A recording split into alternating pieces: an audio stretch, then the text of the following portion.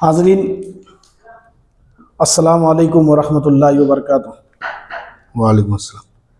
आज का ये ख़ास मौजू के लिए हम सब यहाँ पर जमा हुए और उसके ऊपर तफसीर से हमने उस बारे में थोड़ी मालूमात ली मीटिंग और एक मीटिंग ली, जिसके अंदर हमारे नगर सेवक वाजिद भाई है, आकिब भाई इनामदार है, फैज़ान भाई कुरैशी, मज़हर कुरैशी, तौसीफ भाई, राजू भाई शेख, आवेश गोलंदाज, आतिक भाई कुरैशी, ये सब लोगों को जमा करे, ज़िम्मेदार लोग हैं।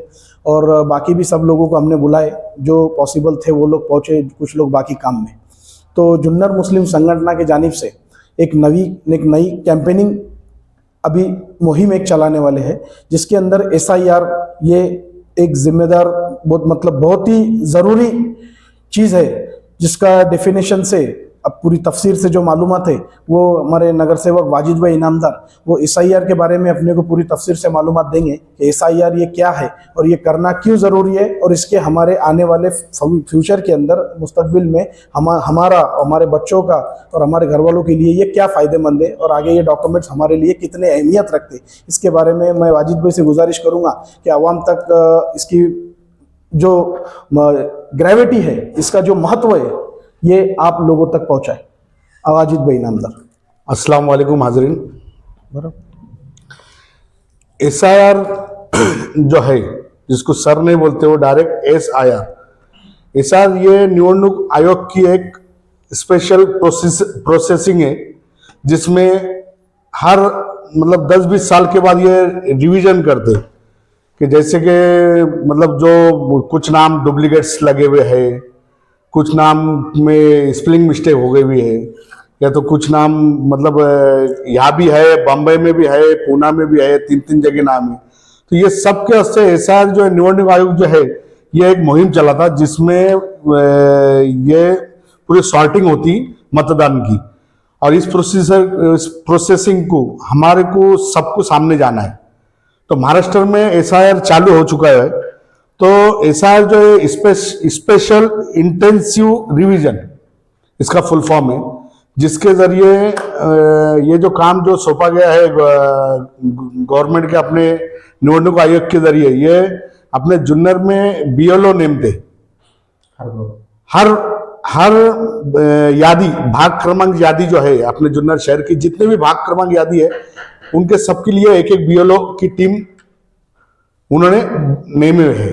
हम क्या करेंगे, हमारी जो संगठन आज आगे बढ़ के जो ये चीज को हम सब मदद करना चाहते हैं पब्लिक की, और पब्लिक में जो रोष पैदा होने वाला, उसके पहले हम लोग पहले जाग के इसको कैसा डिफेंस करेंगे और कैसा इसका सामना करके हम BLO की मदद से ये चीज हम अपने जो जितने भी जुन्नर शहर में वोटिंग्स है, ये वोटिंग्स पूरे 2024 की यादी, 2002 की यादी, ये सब हमने जमा कर चुके हुए। 2002 की यादी के हिसाब से जो हमारे नाम, हमारे जो अहबाब के नाम, हमारे जो वालिदैन के नाम जो इसमें 2002 में थे, जो अभी 2018 जो अभी 18 साल के हुए, उनके नाम कैसे लगने मांगता, ज्यादा से ज्यादा नाम निवडणूक आयोग के इधर अपने दर्ज होने मांगता जुन्नर शहर के। तो उसके वास्ते हमारी टीम आज से हमारी मीटिंग हो गई पहले, इंशाल्लाह आकिब भाई बताएंगे कि हम कब से चालू करने वाले हैं ये।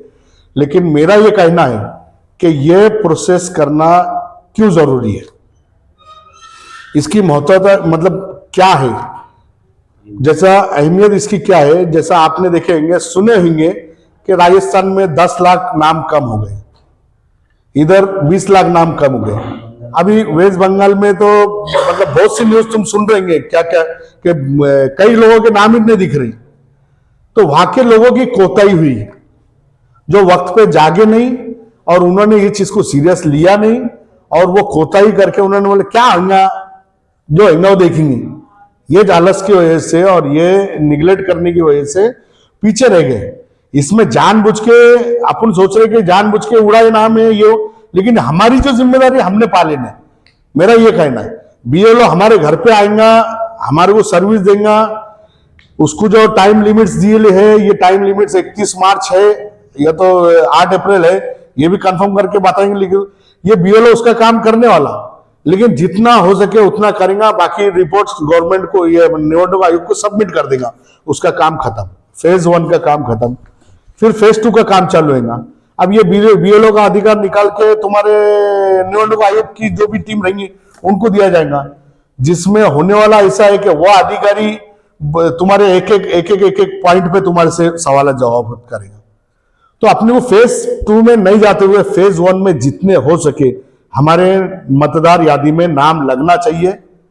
और इस बात को सीरियस लेते हुए हमारी जो टीम आज से काम करना चालू हो चुकी है, मेरे आप सभी से मुद्दवाना गुजारिश है कि इस बात को मद्देनजर रखते हुए सब लोग इसमें ध्यान से हमारी और हमारी टीम की मदद करें और अपने घर वालों के पूरे नाम मतदार यादी में अपन कैसा लगा सकते हैं। अच्छा, इसमें एसआईआर में अपना एक बेनिफिट ऐसा है कि आज जो हमने देखे हमारी निवडणूक हमने लड़े, हमने जिसमें मेरे बाप का नाम इधर तो प्रभाग, दूसरे में माँ का नाम, तीसरे में भाई का नाम, ये सब चांस है अपने को अभी करने को। एक फैमिली के नाम के नीचे जैसा मैं, मेरे अम्मी, मेरी बीवी, मेरे भाई, मेरे बच्चे, मेरे भाई, ये सब एक फैमिली के नीचे नाम आएंगे। जैसे तुम पहले देखते 2002 की यादी तुम देखो, जिसमें कुटुंब के नाम एक जगह पे रहते थे, लेकिन आप सब अफरा तफरी हो गए।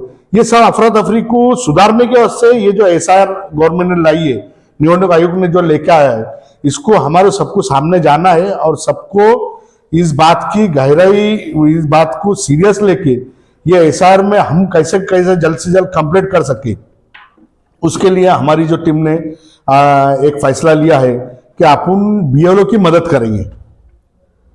ये बीएलओ की मदद करने का मतलब ये जो बीएलओ जो काम इनकम्प्लीट कर सकता, वो कंप्लीट कैसा करेगा, उसके लिए हमने सबने एक आइडिया, मतलब एक प्लान बनाया है, जो प्लान के तहत आकिब भाई तो पूरा डिस्क्रिप्शन उसका बताएंगे कि कैसा करने का अपने को। लेकिन मैं थोड़े में ये बताता कि बीएलओ के हम एक फॉर्म तैयार करेंगे। वो फॉर्म में हम कुटुंब की पूरी मालूमात, एक घर की पूरी मालूमात, उसमें जो भी 18 के ऊपर जो वोटर्स है, 18 जिसकी एज हो चुकी है, उनके सबके नाम 2026 की यादी में कैसे लगेंगे, उसके वास्ते एक फॉर्मेट तैयार करेंगे। वो फॉर्मेट का व्हाट्सएप हम इंशाल्लाह जुमेरात या तो जुम्मा से हम चालू करने वाले हैं। हाँ, वो फॉर्मेट जो है ना, हम लोगों तक पहुंचाने की कोशिश करेंगे। वो फॉर्मेट ले जाने का है अपने को और उसको पूरा भर के लेके आने का है, और वो फॉर्मेट के जरिए हम बीएलओ से वो काम पूरा इंशाल्लाह कराएंगे। जो भी अपनी यादी है 170 है, 171 है, वो यादी भी हमारे पास मौजूद है। 2024 की भी यादी हमारे पास मौजूद है, 2002 की भी यादी मौजूद है। अपनी को डरने की किसकी जरूरत नहीं है। अभी बीच में क्या हुआ, कुछ लोग सोच रहे थे अरे 2002 की यादी लाने का से हमारे उसमें नाम नहीं है या नहीं है। तो ये सब बातों का एक जो सोल्यूशन हम इंशाल्लाह वो कैंप लेने वाले, इसकी पूरी मालूमात आकिब भाई तुम्हारे को बताएंगे। और ये चीज नहीं करने से क्या नुकसान होगा ये भी बोलेगा ना कि अच्छा, अभी मतलब जो डर है, ये चीज अगर हम एसआईआर में हम ये हमारा इन्वॉल्यूशन नहीं करते, तो इसमें यह है कि एक तो तुम्हारा जो मतलब बुनियादी हक है ये तुमसे छीना जाएगा, मतलब तुम वोटिंग देने के काबिल नहीं रहेंगे। और आगे चल के जब एनआरसी को हमारे को सामना करना है, तो वो टाइम पे किधर तुम्हें ये सवाल भी उठेगा कि तुमने वोटिंग डाले हुए है क्या। तो वो टाइम पे हमारे पास जवाब नहीं रहेगा, क्योंकि हमारा नाम ही नहीं था यादी में, तो हमने वोटिंग कैसे करे। तो उसका एक एविडेंस बोल के एनआरसी के वास्ते, एविडेंस के वास्ते हमारे को ये चीज आज करना बहुत जरूरी है। तो कैसे ये पब्लिक को अपन डरा रहे नहीं, लेकिन ये हो सकता है जब भी गवर्नमेंट का मंशा रहेगा। अल्हम्दुलिल्लाह हम तो ये देश के थे, लेकिन हमारे को एक एक सबूत जमा करने पड़ेगा। वाजिद ये फर्स्ट फेज का तुमने बता दिए, सेकंड फेज कितनी खतरनाक रहेंगी ये भी बोलो। जैसा मतलब अभी मैं एक उदाहरण देता तुम्हारे को। पहले जन्म दाखला, ये जन्म दाखला अपने को नगर पालिका से इजीली मिल जाता था। नगर पालिका में गए, जन्म दाखले के लिए से अर्ज करे अपना, अगर वहां पे नोंद है तो हमारे को डायरेक्ट मिलता था। अगर नोंद नहीं रही तो उसका इतना आसान प्रोसीजर था कि तुम्हारे आधार कार्ड की बेस पे वकील पत्र, एक वकील देके वकील अर्ज करता था कोर्ट को, और कोर्ट जज उसकी ऑर्डर देता था कि फला फला व्यक्ति का तुम इसका नागरिकता है और इसका जन्म की नोंद ये नगर पालिका में नहीं है, किस वजह से यानी मतलब अगर वो घर में पैदाइश हुआ होगा तो जो वजह से रह गई हुई है, तो वो रीजन देके जज ये जजमेंट देता था कि तुम इसकी नागरिकता, इसके जन्म दाखला, ये जन्म नोंद वही में इसकी जन्म की नोंद करके लो। इतना आसान प्रोसीजर था, लेकिन वो टाइम पे हमने हमारे जन्म दाखले बनाए नहीं। अब हुआ कि जैसा जैसा मतलब पासपोर्ट के वास्ते, तुम्हारे आधार कार्ड अपडेट के वास्ते, जो जो भी रीजन के वास्ते तुम्हारे को जन्म दाखले कंपलसरी हुए। अच्छा हुआ क्या कि जैसा मतलब ये गवर्नमेंट हुई, इन्होंने 52,000 फेक दाखले रिजेक्ट कर दिए। कुछ बीच में एजेंट लोगों ने क्या करे, एक गवर्नमेंट का गलत पोर्टल का यूज करके एजेंटगिरी करे और 2-2 हजार रुपए लेके जन्म दाखले बनाए। अपने लोग शॉर्टकट के पीछे भागे, शॉर्टकट बन रहा, 2,000 रुपए दे दो, बन रहा, मिला 2 दिन में घर पे दाखला। तो कुछ शॉर्टकट की वजह से भी जो पोर्टल का गलत यूज करके कुछ एजेंट लोगों ने बनाए, वैसे 52,000 दाखले ये गवर्नमेंट के इसमें रिजेक्ट हो गए। महाराष्ट्र फिर से महाराष्ट्र की मालूमात दे रहा मैं, फिर से अभी जन्म दाखले बनाने हो। तो अब वो इतना सख्त कर दिए हुए, सेकेंड फेज जिसको बोलते हैं, वो इतना सख्त कर दिए कि तुम्हारे को प्रांत की ऑर्डर लगेंगी तुम्हारे जन्म की नोंद करने के वास्ते। पहले तुम्हारे को जन्म की नोंद पहले ढूंढने गए नगर पालिका में, फिर नगर पालिका को तुम्हारे डॉक्यूमेंट सबमिट करने के, नगर पालिका उसकी जन्म नोंद नहीं है करके दाखला देंगी। वो दाखला लेके तुम्हारे को प्रांत ऑफिस में जाने का, प्रांत ऑफिस तुम्हारे को ऑर्डर देंगे, तहसीलदार, तलाटी, सर्कल, पुलिस स्टेशन, इनके अहवाल लेके आओ, जन्म नोंद नस्ल से अहवाल तुम्हारे को ये चारों ऑफिस में फिरने का। फिर तहसीलदार ये फाइल तुम्हारे प्रांत के पास भेजते, और प्रांत फिर तुम्हारे डॉक्यूमेंट की पूरी वेरिफिकेशन करके तुम्हारे को ये ऑर्डर निकालती कि आप तुम्हारी जन्म की नोंद, ये जन्म जुन्नर नगर पालिका या तो जो भी नगर पालिका में होने मांगता तुम्हारी जन्म की नोंद। अब मतलब बताओ मेरे को, ये 7 ऑफिस की प्रोसीजर सेकेंड फेज में जाने की वजह से कितना हार्ड हुआ। मतलब हमारे को मौका है, पहले तो हमारा कैसा नाम लिखा जाता था कि फला फला का लड़का, सिर्फ लड़का नाम आता था, हमारा नाम नहीं आता था। अब ये इसकी डेडलाइन है 26 अप्रैल तक तुम्हारे को जन्म दाखिले में तुम्हारा नाम डाल के मिलेगा। उसके बाद वो भी चले जाएगा सेकेंड फेज में। मतलब मेरा कहने का मतलब ये सेकेंड फेज जो रहता है गवर्नमेंट का, ये थोड़ा हार्ड मसला रहता। जब तुम्हारे को आसान रास्ता जब बताई गवर्नमेंट ने, जो एसआर का जो आसान रास्ता बताया, एक बीएलओ के पास तुम्हारे जो कुछ भी डॉक्यूमेंट है, अच्छा इसके बाद तुम्हारा अगर 2002 में तुम्हारा नाम नहीं है तो बीएलओ तुम्हारा नोटिस देगा कि तुम्हारा नाम 2002 की यादी में तुम्हारे पूर्वज का नाम नहीं दिख रहा, तो तुम्हारा कुछ तो एविडेंस मांगेगा, वो तुम्हारा नोटिस का तुम्हारे को जवाब देने का है, और उसके बाद तुम्हारे को तुम्हारा नाम लग जाएगा। मतलब अभी प्रोसीजर ये आसान है। तो मेरी आप सभी से, मेरी संगठन के जरिए ये गुजारिश है कि इस कैंप का जो भरपूर फायदा उठाए, हमारा साथ दे। आकिब भाई अभी कंटिन्यू करें। अस्सलाम वालेकुम। अभी हमारे जुन्नर मुस्लिम संगठन के सभी पदाधिकारी यहाँ पे मौजूद है। कुछ लोग यहाँ पर व्यक्तिगत काम होने की वजह से कुछ लोग यहाँ पर मौजूद हो नहीं सके।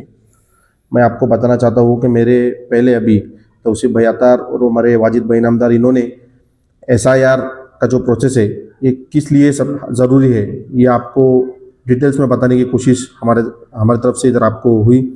मैं आपको बताना चाहता हूँ कि आने वाले जुमा को, यानी 6 मार्च 2026 से लेकर 13 मार्च 2026, यानी अगला जुमा, ये एक हफ्ते की प्रोसेस, एक हफ्ते का टाइम पीरियड है जो कि हम यहाँ पे कैंप लेने वाले। कैंप हम माई मोहल्ला के अंदर मदरसा मोहम्मदिया, इसमें ये कैंप लिया जाएगा। और कैंप का जो टाइमिंग है दोपहर को 2 बजे से लेके तो शाम को 5 बजे तक, मतलब जोहराबाद से लेके 3 बजे से लेके 5 बजे तक, यानी जोहराबाद से लेके तो असर के पहले तक ये कैंप यहाँ पे लेने वाले हैं। मैं अहले जुन्नर के सभी लोगों से गुजारिश करता हूँ, सभी समाज सेवक, सभी सामाजिक जो संगठन है और जो जिम्मेदार शहर के लोग हैं अपने, उन सभी से गुजारिश करता हूँ कि आप इस काम में आप लीडिंग कीजिए। आप लोग ज़्यादा से ज़्यादा लोग यहाँ पर लाने की कोशिश करें, जिसके वजह से यहाँ पे हर आदमी का अपन जो नोंद करना है वो कराने की कोशिश करेंगे इंशाल्लाह। अस्सलाम वालेकुम।